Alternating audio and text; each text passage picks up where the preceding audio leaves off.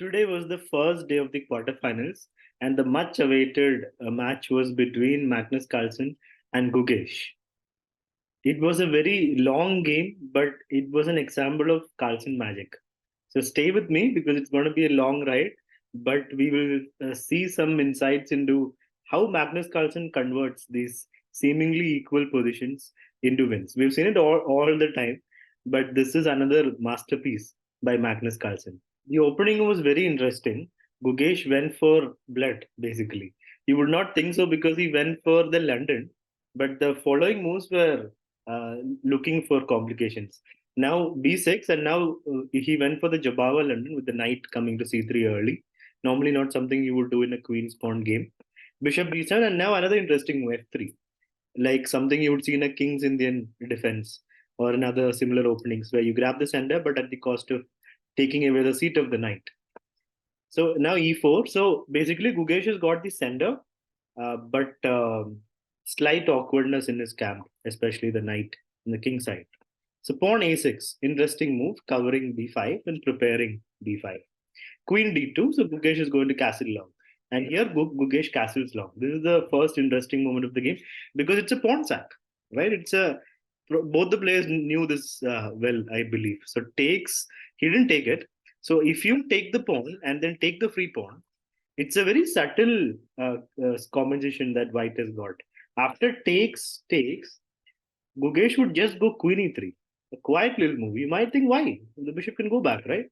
But then comes d5. And now the safe king of white comes to Gugesh's aid.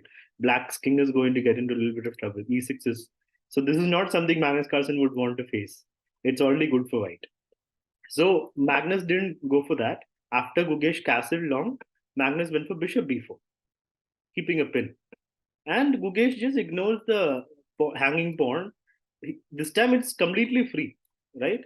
So takes, and here takes, and Gugesh doesn't take back. That's the point. If you take back, it's just a free pawn. Gugesh goes for d5, another very nice move. Of course, queen can't take, and if you take with a knight, which is what happened in the game, g7 hangs. And what happens if you take with the bishop? Then bishop into c7, and we get another pawn here, and there's a pin on the queen. So this becomes already good for white. And what happens if black pawn takes? Same thing. Bishop takes c7 is possible. So white gets back the pawn and more. So it's not exactly a pawn sack because of d5. And now knight takes queen g7. Is Gugesh in a great position? Looks like it, right? There's a pin. Happy bishop. Rook under threat. So what to do? Magnus Carlsen is all under control. Queen f6.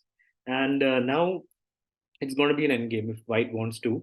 It's almost like forced. So takes, and bishop e5. Attacking on king e7, defending it. And now takes on c7, knight d7. So Gugesh got back the pawn he sacrificed. And now bishop comes back. Rook g8, activating the rook. Bishop e2, both sides are just developing everything. King e8, a very weird move. So basically, it's prophylaxis against bishop h4, which will come with the threat of rook takes knight. The knight gets pinned, right? So it's a very superhuman move, like inhuman move to play king e8. But Magnus Carlsen go for it. He's undeveloping his king and the rook. But his logic is the rook is anyway going to come to d8. The rooks don't have to be connected. Now takes, and bishop f3. Takes. A lot of exchanges, and Magnus Carlsen goes for the most direct move. Rook takes g3. Gugesh takes on h7. So what Magnus Carlsen is banking on is his pawn structure is better. They're together. This pawn is weak, right? Now there's a threat of rook h8, which will be okay, but there's a threat of knight e5 also. You got to be careful here. If knight takes, then rook h8 comes, right? So Magnus plays king e7. Now Gugesh has to defend the pawn, but he goes for knight d4. He's going for counterplay. Knight c6 is coming, and if the king goes back, rook will do a skewer. And if king comes front, the knight hangs. So there's no time for Magnus to take the pawn. Magnus goes knight e5. The pawn is still hanging on g2. Rook e1, attacking the knight. Rook g4. Exchange offer. Takes. Now we have a double rook endgame with a weakness on g2. And both sides have active rook except for this rook. Right? So seems pretty even. Rook comes back to defend the pawn. Rook d8, threatening mate in 1. So Gukesh plays c3. And now rook f4, defending f7 basically. There were threats of this. So just a prophylaxis again. I mean, again, saving the rook. So this was the most logical square. King c2, rook g8, pawn b4. So his majority is here. Gukesh's pawn majority is here. He would want to push it forward and create a passer. Pawn b5. Nice move by Magnus Carlsen. Two pawns stopping three. So both these pawns can't go forward easily.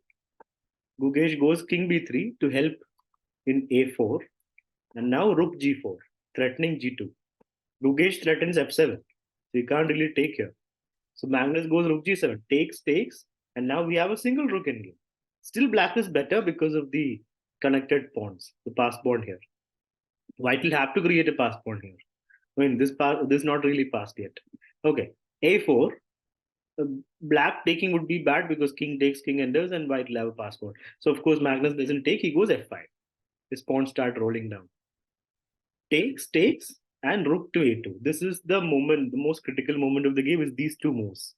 So Gukesh had only one move to keep it equal, and that's so tough. Like you can imagine how tough it is to even draw against the world number one. It's a very narrow path towards a draw when your opponent, who is world number one, Magnus Carlsen, is pushing you, grounding you down move by move. You only have a very narrow path to keep it equal, and that is very difficult to see. c4. It's not an easy move to make because you're allowing rook g3. It's practically a pawn sacrifice. So now king will have to go back, right? The point is rook f3. This is the point. If king goes back, the pawn hands are free. So rook f3, takes, and takes. Now it's sort of a race. Now rook b3. It's a pawn down, but it's a race that is out of control. So this was Gukesh's only chance to stay equal in the game, and he couldn't find that. There was time, but it's not an easy move to play. He played rook a2, plan rook a5. How do you defend it with the king? That is a possibility, but then c4 comes, king takes, and play will be good, and rook check also will be there. King will have to stay connected to the e pawn. So Magnus plays a very nice move, rook f4, rook g5. Engine shows it as a miswin. Engine wants the king to go in, but this is equally good. Rook g5, rook check. This is where Gukesh went wrong. He basically probably he thought he'll go behind the pawn, but after king went up, he basically helped the king. He came back. He couldn't make up his mind. I mean, he understood going here doesn't help, going here doesn't help. So he had to come back. Now to create a pass pawn, he'll have to play rook c2 and then c4. So that's a loss of tempo, and he couldn't afford that in this position. So he basically lost two moves. Black gained a tempo there with the king, and now f4. The pawns are running down. He's also defending b5. And was it required? What is the point of f4? Yeah, it's sort of like a move that puts pressure on the opponent. He's saying, I'm anyway coming down. I can play e5, e4, I can play f4, f3. I'm going to come down. What are you going to do? It's like passing the move. Rook c2, trying to play c4. But here Magnus Carlsen plays a very cruel move. He plays rook g3, not allowing c4. Now you can never get a passport. I mean, you'll have to play king b2 and then c4. So Gukesh plays king a2. So if he went king b2, I mean, it doesn't make a big difference, but the small point of subtlety is that after king b2, when you play c4, takes, there is, and if white pawn pushes, that's his idea, there is rook b3 check to win the pawn. So king a2 avoids the check, but it's still lost anyway because white just plays king e5. Now this is a very safe move because even after takes, c4 takes, the king will be there to stop the pawn. So black king is in the square and he will never lose the race. But these pawns are going to come down. White king is too far. So Gukesh plays king b2 and now king d5. After check, king comes to e4. King b3, e5, check, king f5, and then the pawn keeps going, rook check. So Magnus gives up the pawn because now the pawns are too far advanced and the rook will have to go behind, but the pawn is still g2 is anyway hanging. Rook check, king moves, rook check, king moves, and rook went back, e2. Here Gukesh resigned. Magnus didn't even take the pawn here.